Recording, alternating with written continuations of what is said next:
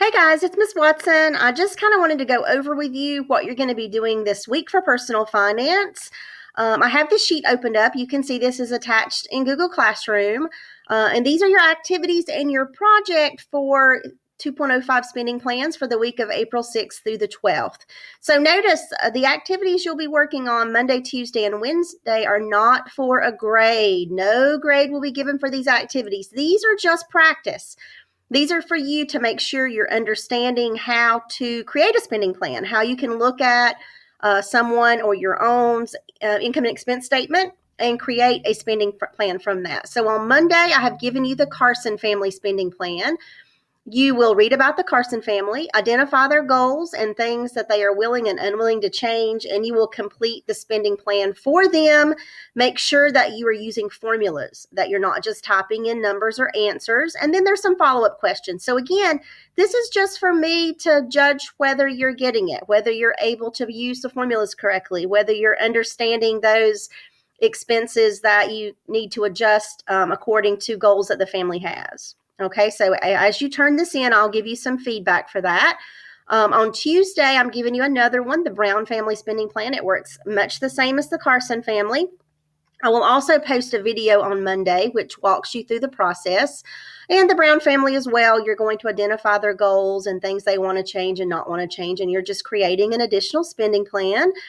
On Wednesday, remember how I told you that the version of the spending plan that we've been working on is flawed because it doesn't give you a way that you can record as you go through the month. Let's say you've budgeted $200 for groceries, but as you go through the month and you start spending some of that grocery money, the spending plan that we've been using doesn't give you a way to keep track of, well, how much of that $200 do I now have left to spend for the rest of the month? So we're going to look at how I have modified my spending plan so that it accounts for that. And I'm also going to give you an opportunity for you all to post and share your thoughts with your classmates of how you're going to adjust this budget template that we've been working with to fix this problem. So you can either record a screencastify that explains your idea, or you can just explain it in your own words, just giving you an opportunity to bounce some ideas off of each other.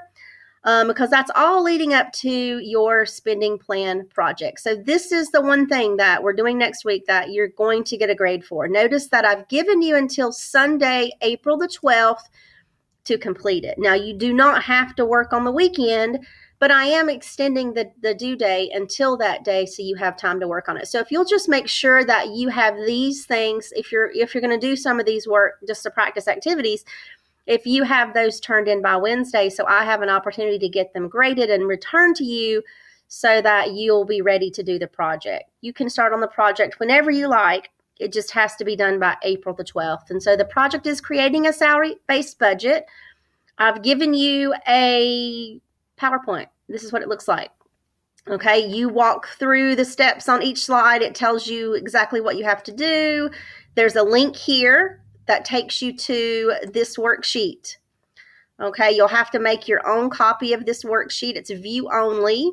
And so you're going to be going through the slides and completing column D. So this is looking forward into the future, you living as an independent adult. So this is not looking at your situation now, but this is after you have finished school and you're into the career that you're planning on pursuing. So this is looking forward to that point in time. So you're going to be completing column D. Remember, column D can only have numbers because in column E, I have formulas that are already entered there. So if you put anything other than numbers in column D, the formulas will not work. So as you enter in the information, these formulas will calculate. Column F, if you'll look, there's little faded out words. It's telling you the notes that you're supposed to include over here in column F. So like, for example, monthly rent, it says record here the city that you're planning on living in and the number of people that will be living with you. So you can expand this column. You just get the arrow here and pull it out.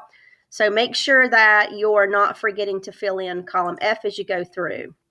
Okay, there are some questions also at the very end. The very last point, there's some reflection questions that you'll have to make a copy of.